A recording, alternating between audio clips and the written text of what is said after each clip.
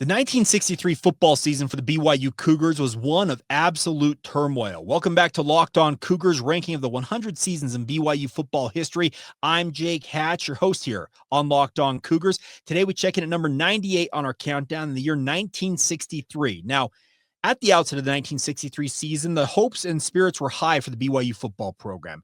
Head coach Hal Mitchell was entering his third season as BYU head coach. He led the Cougars the year before to a second-place finish in conference, and the hope was that BYU was on the up and up and having a chance to really do some special things. Well, the hope for Coach Mitchell was that the Cougars would reload with Eldon Fortie off to the professional ranks, and he told reporters as such. Turned out, it was quite a different story as it turned into a disaster class for the Cougars. They used the archaic single wing offense, and it did not work for BYU in 1963, not fitting the roster at all. Standout halfback Phil Brady, as well as his counterpart Allen Robinson, did everything they could, but was not enough as BYU sputtered on offense all season long, averaging just 9.1 points per game. They ended up going 2-8 overall on the year. They failed to win a game in conference, and their only wins on the season came over Montana and Colorado State.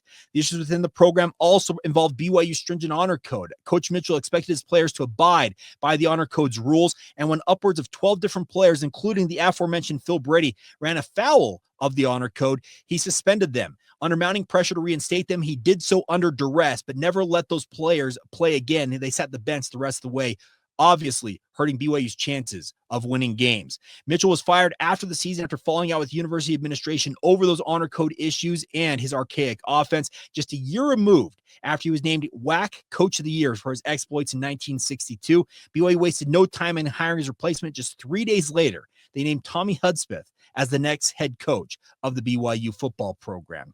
Coming up next on our countdown, number 97, and we rewind it just a little bit, going back to 1956. Make sure to join us next time right here on your daily podcast for the BYU Cougars, the Locked On Cougars podcast, available wherever you get your podcasts, also available on YouTube.